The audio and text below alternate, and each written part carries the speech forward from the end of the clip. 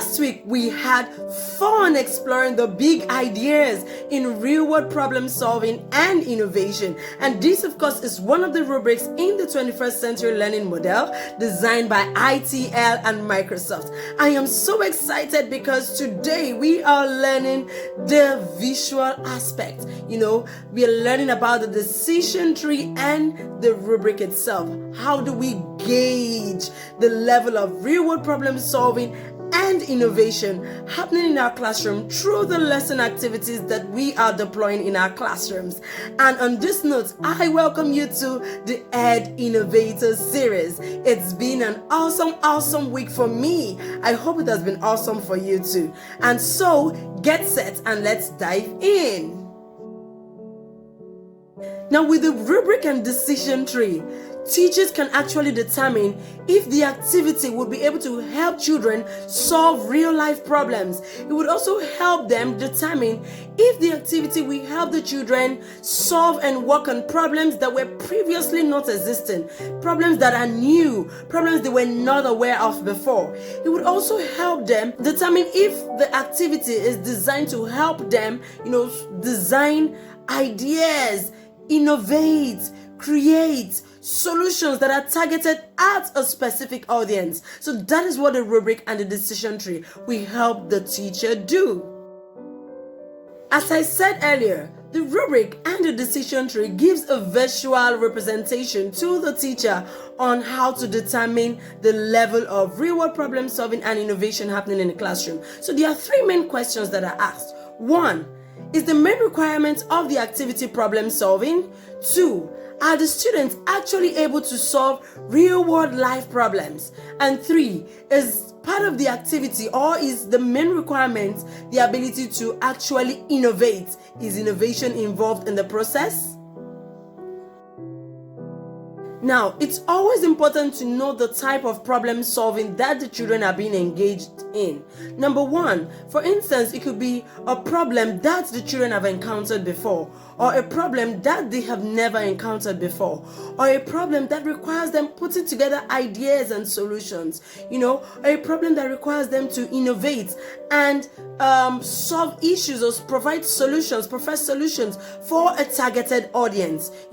Those are the kind of things we need to juggle and think of as a teacher. And this would then help the child move to a first step of problem solving to the highest level of problem solving. So whatever you're deciding to do needs to be targeted at your lesson objectives and the needs and requirements of your students. As we look at the decision tree, I want you to put in mind that the numbering system is, of course, not a way to determine the quality of learning going on in your classroom, but it is meant to determine the codes that would help guide you on the level of real-world problem solving and innovation happening in your classroom. Now, let's take a look at the decision tree. Remember the 3 questions? Looking at the decision tree, we can see the first question is the main requirement of the activity problem solving. Are the students required to actually work on real world problems? And number 3, does the activity require problem solving? And looking at the decision tree, you can see where we have the code 1, the code 2, the code 3, and code 4. Now let's take a look at the activity. Code 1 is the main requirement of the activity problem solving. If you look at the activity and you see that, the children are basically looking at maybe a set of guidelines on how to put together a particular project, then of course it doesn't require problem solving. And then you code that particular activity code 1. Then there is no level of problem solving happening in the classroom.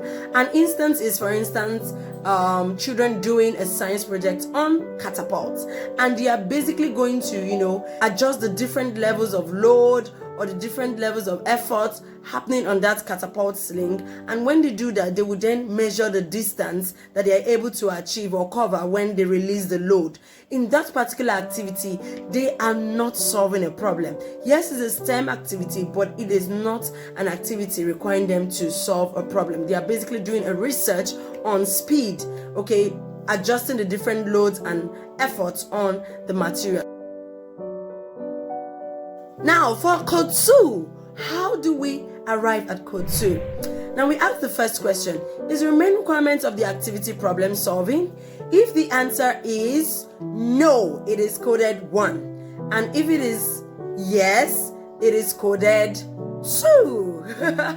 So yes, once we determine that yes, this particular activity requires you solving a problem, a real life situation. For instance, there is a problem with accessing water in the school, or there's a problem with climbing the stairs, and we need to find a machine that can take the students upstairs without climbing the stairs. Then you are actually solving a problem, and we can call that activity 2. Now when we go ahead to ask the next question, are the students working on real world problems? Yes, if the activity is no, the activity remains on the code 2. But if the activity is yes, what do we do? Then we code the activity 3. So yes, is the main requirement of the activity problem solving? Yes, we code 2. And are the students working on real world problems? Yes, we code 3. Okay? And if the answer is no, we leave the activity at 2. Now then we ask the next question, does the activity require problem solving? If yes, the activity remains on the code 3. And then we ask the next question, does the activity require problem solving? If no, the activity remains on the code 3. But if yes, of course, we then move to the next code, and then we can gladly code it a code 4. So can you give me examples of activities that you think I've talked about the code 2? I gave an example of I gave some examples earlier of the activities that actually require problem solving, and I hope you can recall some of them. So if you have examples of activities that involve the students working on real world problems, I would like you to please share the activities in the comment section.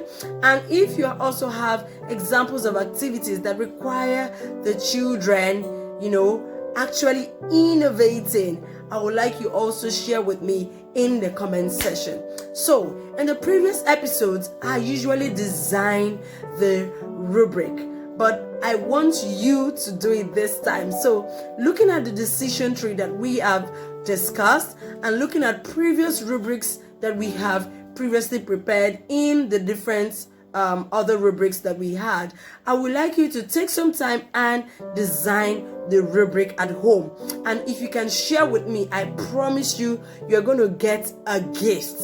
You're going to get something from me. So all you need to do is send it to me via email, the rubric you have designed, and I will be sharing the gift with you.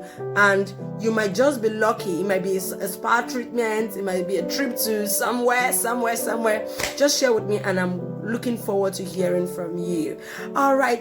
Thank you so much for joining me today. It was an exciting time, and I hope you learned a whole lot. I look forward to seeing you again next week, Saturday.